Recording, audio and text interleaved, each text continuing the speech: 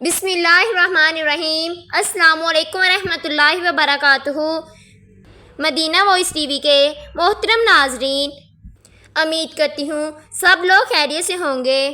دوستو، سفر کا مہینہ شروع ہونے سے پہلے یعنی ماہ سفر کا چاند نظر آنے سے پہلے رب کعبہ کے یہ دو نام اپنی 5 انگلیوں پر اس طرح پڑھ کے دیکھیں، انشاءاللہ جلد ہی لاکھوں کروڑوں کے مالک بن جائیں گے۔ یہ موقع ہاتھ سے جانے مت دینا ورنہ بہت پچھتاؤ گے۔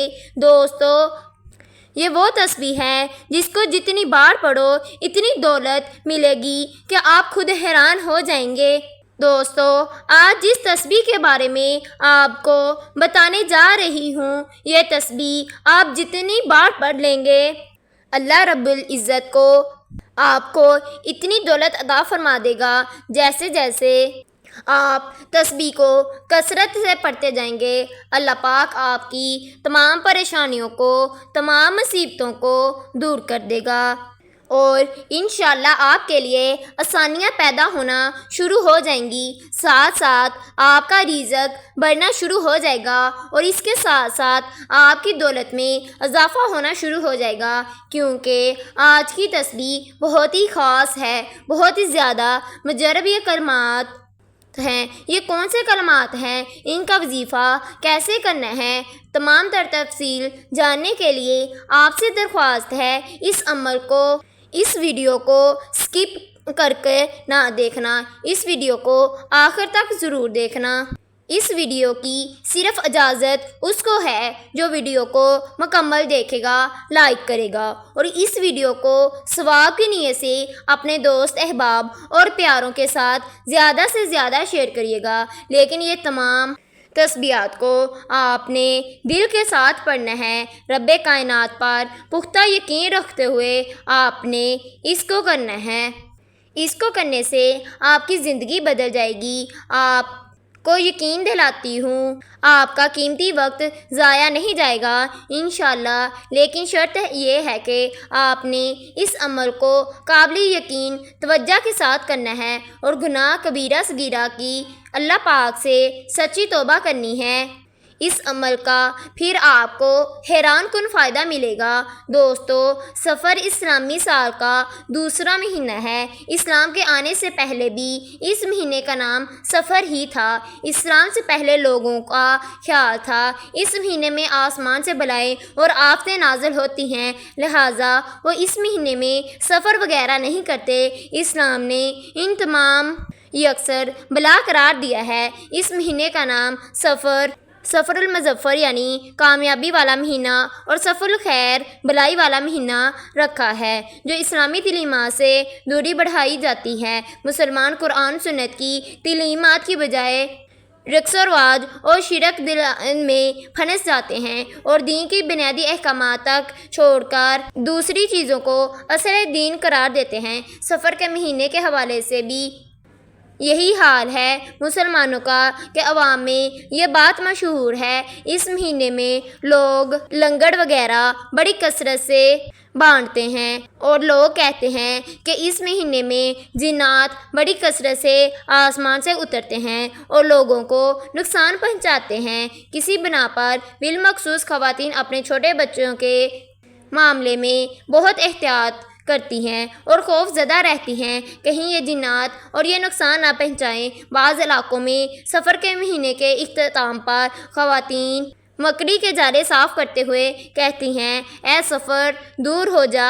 ان تمام باتوں کی بنیاد اس مہینے میں باکثر جنات کی زمین پر اترنا اور لوگوں کو نقصان پہنچانے کے نظر بد، جس کی کوئی اصل نہیں بلکہ یہ زمانہ جاہلیت کی توہم پرستی ہے جس سے اسلام اپنے پیروکاروں کو منع کرتا ہے۔ سفر کی ابتدائی 13 تاریخ کو انتہائی لنگر تصور کیا جاتا ہے اور ان دنوں میں نہ صرف یا شادی بیاہ اور سفر وغیرہ سے بھی گریز کیا جاتا ہے، بلکہ بعض مقامات پر 13 تاریخ کو چنے ابال کر اور بعض جگہوں پر چوڑیاں بنا کر تقسیم کی جاتی ہیں۔ اس پورے مہینے کو محنوس سمجھ کر، جس میں کسی بھی قسم کے نیک کام کا آغاز نہیں کیا جاتا۔ معلوم ہوا کہ سفر کے مہینے میں کوئی نحوست نہیں ہے، اور جس طرح سال کے کسی بھی مہینے میں نکاح کرنے کی کوئی ممانعت نہیں، اس طرح اس مہینے میں بھی نکاح کرنے میں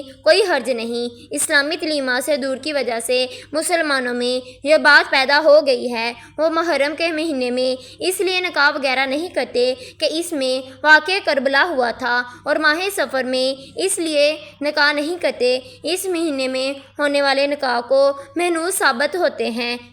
شرعیہ ان دونوں مہینوں میں نکاح پر کوئی پابندی عائد نہیں کرتی۔ شرعیہ سال بھر کے ہر دن اور مہینے میں نکاح اور شادی بیاہ جائز ہے، کسی مہینے یا دن میں ممانعت نہیں فرمائی۔ دوستو، سفر کا مہینہ، جسے بہت سے لوگ بلاؤں کا مہینہ کہتے ہیں، محنوسیت کا مہینہ کہتے ہیں، مشکلوں پریشانیوں کا مہینہ کہتے ہیں، لیکن اگر حقیقت میں دیکھا جائے، روایات سے دیکھا جائے، اگر اسلامی طریق سے دیکھا جائے تو سفر خیر و برکت کا مہینہ ہے، سفر رب کو راضی کرنے کا مہینہ ہے۔ اس مہینے میں اللہ کے نیک بندے جنگ کی نیت سے اپنے گھروں کو چھوڑ کر جایا کرتے تھے، خیر و برکت کی تلاش میں نکل جایا کرتے تھے۔ سفر کا مہینہ رب کعبہ کے دوسرے مہینوں کی طرح عظمت اور برکت والا ہے۔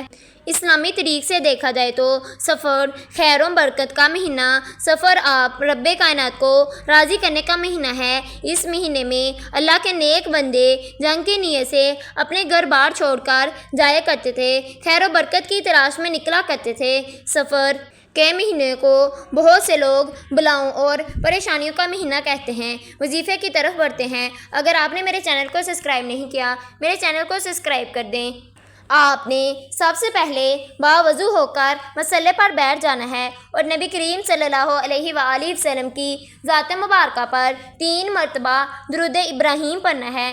3 مرتبہ درود ابراہیم پڑھنے کے بعد آپ کا جو بھی مقصد ہے، جو بھی حاجت ہے، اس کی نیت کر لیں۔ نیت کرنے کے بعد آپ نے 1 مرتبہ اعوذ باللہ من الشیطان الرجیم بسم اللہ الرحمن الرحیم کو پڑھنا ہے۔ پھر آپ نے یا حفیظو یا سلامو کو پڑھنا ہے۔ یا حفیظو یا سلامو کو ملا کر پڑھا تو 1 شمار ہوگا۔ آپ نے اسی طرح یا حفیظو یا سلامو کو 15 مرتبہ پڑھنا ہے۔ آپ نے 15 مرتبہ یا حفیظو یا سلامو کو پڑھنے کے بعد پھر آپ نے دوسرے نمبر پر سورۃ کوثر کو پڑھنا ہے۔ سورۃ کوثر قرآن مجید کی لاڈلی سورت ہے، اس کو پڑھنے سے آپ کی تمام پریشانیاں، مصیبتیں دور ہو جاتی ہیں۔ آپ نے سورۃ کوثر کو 7 مرتبہ پڑھنا ہے۔ آپ نے ماہ سفر کا چاند نظر آنے سے پہلے اس خاص وظیفے کو کر لینا ہے، انشاءاللہ پھر اللہ پاک آپ کی تمام پریشانیوں کو دور کر دے گا۔ یا حفیظو یا سلامو کو 15 مرتبہ پڑھنے کے بعد پھر سورۃ کوثر کو 7 مرتبہ پڑھنے کے بعد پھر آپ نے آخر پر نبی کریم صلی اللہ علیہ وآلہ وسلم کی ذات مبارکہ پر 3 مرتبہ درود ابراہیم پڑھنا ہے اور اللہ پاک سے اپنے کبیرہ اور صغیرہ گناہوں کی سچی توبہ کرنی ہے۔ انشاءاللہ اللہ پاک آپ کے تمام گناہوں کو معاف کر دے گا۔ اگر آپ نے میرے چینل کو سبسکرائب نہیں کیا، میرے چینل کو سبسکرائب کر دیں۔ اللہ حافظ۔